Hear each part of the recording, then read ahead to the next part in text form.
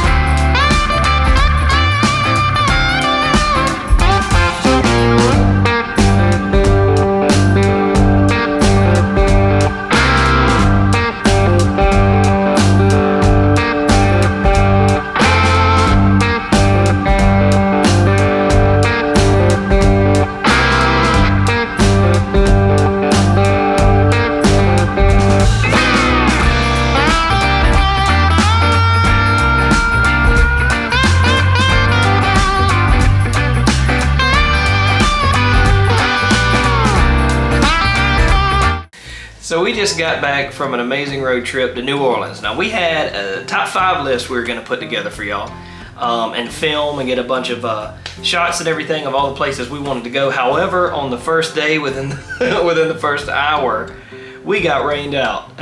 Are we here? Yeah, in a storm. This is a list of the top 5 things we were going to do. We got to do one of the 5. We'll be going back. We'll be visiting again, hopefully sometime in 2022. We'll be down in New Orleans again. But these are the top 5 things that we made a list of, possibly can help you if you're planning a trip to New Orleans.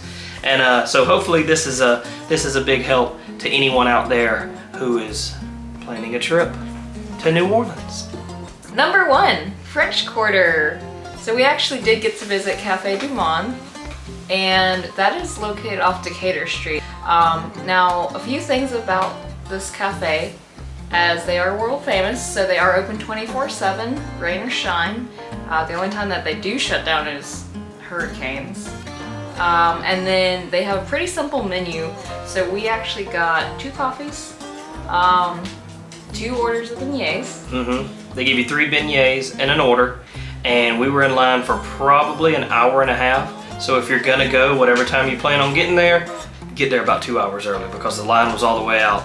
It was like a theme park. Down the sidewalk. Not only that, but we got rained out, which you can see was a new experience for us, having that much rain. It just didn't stop. New Orleans, I don't know what it is about the rain, but y'all are the champs. Y'all are number 1 for rain. I can tell you that right now. Number 1 tip, bring a raincoat and an umbrella and rain boots. The second thing to do in New Orleans is Decatur Street. It's where Cafe du Monde is on. And when we first got there, we started driving around and realized real quick that there's very little room for street parking. And what is it, like the street parking, you have to be very careful and read all the signs because there's people getting towed left and right, parking on the main street. There's also there were tracks like from a trolley car or a streetcar going down the road. And I asked her, like, what happens if a trolley comes? And she said, well, just get out the way. So, so we paid to park. There are parking lots with little kiosks. It runs parallel to, that's the Mississippi River, right? Yeah. Okay, so where the ferry is, there's a big ferry boat. You can hear the horn going off a good bit. Scared us. But basically, the seawall that it borders the parking lot. It's parallel right there to there. It was there's plenty of parking. It was, I'm not sure if it was because we were out of state or not, but even choosing a time from an hour to say 12 hours was the same price, and that was $43 and some change. So that's a pretty hefty bill to park, but it's either do that or get your car towed. I think a boot fee was like $90. They had it to where there were a few cars that had boots on them for being illegally parked. So make sure that you park, go to the kiosk. You can also do it from your phone. You can go in there, pick what lot you're in based on the number of the lot. There's a little kiosk with a number. We were in like 405. Yeah. So you go onto the app and select 405, put in your tag number, your state, all that good stuff, your debit, credit card information, and you can pay to park, and you got the peace of mind of knowing that there's security going around the parking lot and all that. So that was what was most important to us. And then leaving, we saw parking for like $20. Some guys sitting out there doing parking for like $20. So that's also an option.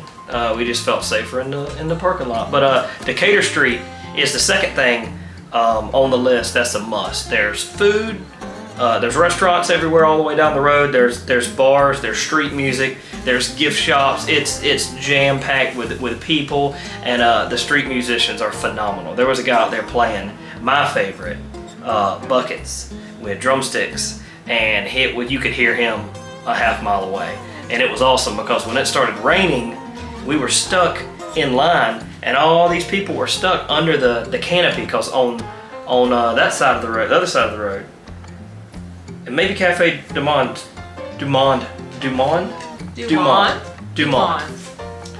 Cafe Dumont, there's a canopy that goes all the way down the road, but where we were outside. The line was so long, we were outside, but the other side of the road, everybody was kind of hunkering down because of the rain, and this guy was just jamming on the buckets, and it was awesome.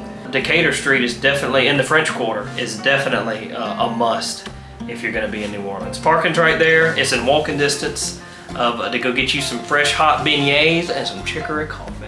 Number 3 is Uptown. So fun fact, so that was first settled in 1833 and annexed by New Orleans in 1852. Another thing that it's known for is shopping. So if you love to shop, there's a street there that's called Magazine Street. It's famous for its shopping. And there's also a park and zoo. So if you have kids and you want to bring them to a park or a zoo, or both, you can definitely go to the Uptown District. The fourth thing to do when you go to New Orleans has got to be Mardi Gras World. This was the number one on my list. Well, actually, beignets were number one on my list, but Mardi Gras World was a close second place. So we didn't get to do this. However, next time we go, we will do this for sure. This is the place that houses all of the Mardi Gras floats and the parades every year. They have self-guided tours 7 days a week. They're open from 9 to 5:30, and it is $22 for adults. What's kids? 14. 14 for kids. And there's a free shuttle from Canal Street. If you're in that area, you can take a free shuttle on down to Mardi Gras World and see some awesome floats. I think they even give you free beads and stuff. So that's pretty cool. There. We did see a lot of people walking around with beads and stuff like that. It was July 4th weekend that we went, so definitely not Mardi Gras or Fat Tuesday. So definitely everything was cleaned up, roads were cleaned up. There wasn't even really a trace of the Mardi Gras parades or floats that happened. So definitely a clean city, even though people say it's not too clean. I didn't get a smell from the city. No, I didn't get a smell either, other than them beignets that smelled delicious. All we heard, right when we pulled up and parked, we heard drumming and smelled beignets and coffee and chicory. And if you've never had chicory, there's some teas that you can buy that are chicory. There's also Cafe du Monde has their beignet mix and their chicory coffee and stores. Yes. Participating stores. That's right.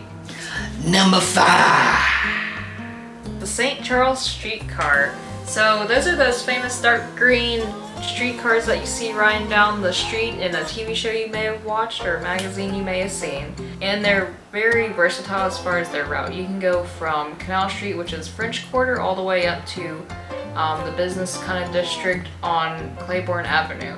And it's only $3 to ride. So that's a list of the top 5 things that we think you'll love to do in New Orleans. Just some things we've learned from this first time going. Definitely bring an umbrella. Bring some rain boots if you have them. If you have a poncho, go ahead and bring it. Just have it stowed away in the car just in case. We went July 4th weekend, so it was there was Hurricane Elsa was coming through. She let it go. She let that rain go all over us, and we still had a blast. But some things we would do different next time is definitely get there a good bit earlier.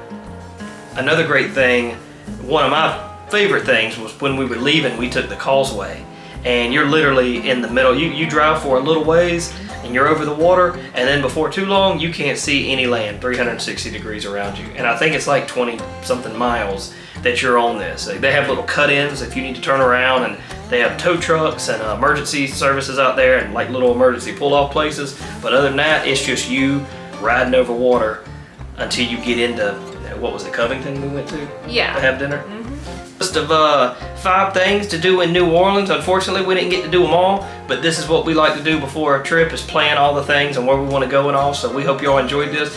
If you've been to New Orleans before, if you live in New Orleans, or you have friends there, or if you heard about things to do, drop a comment below and let us know what you've done, and help others out to plan their trip and stuff like that. Don't forget to like and subscribe and hit the notification bell to get notifications about when we put more videos out. And we should have a video out next week. Without fail. Without fail.